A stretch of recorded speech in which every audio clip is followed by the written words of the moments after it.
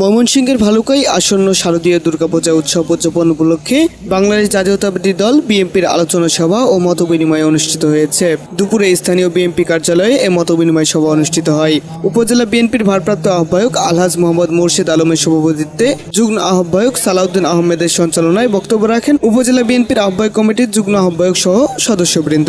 আলোচনা সভায় এ উপজেলার সবগুলি পূজা মণ্ডপে সনাতন ধর্মাবলম্বীরা যাতে করে নির্বিঘ্নে তাদের উৎসব পালন করতে পারে সেই লক্ষ্যে সকল নেতাকর্মীদের সজাগ থাকার আহ্বান জানানো হয়। এ সময় উপজেলা বিএনপি ও অঙ্গ সহযোগী সংগঠনের বিভিন্ন পর্যায়ের নেতৃবৃন্দ উপস্থিত ছিলেন।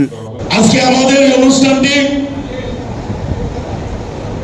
পরিচিত অনুষ্ঠান সহ মত বিনিময় হওয়ার কথা ছিল। কেন্দ্রীয় নেতৃবৃন্দ এবং জেলার দায়িত্বপ্রাপ্ত সাংগঠনিক এবং সহসাংগঠনিক বৃন্দ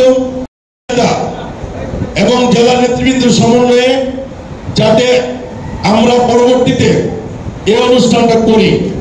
ময়মনসিংহের ভালুকা থেকে শফিকুল ইসলাম, বাংলা ৭১ টেলিভিশন। বাংলা ৭১ টেলিভিশন, সত্য প্রকাশে আপোষহীন।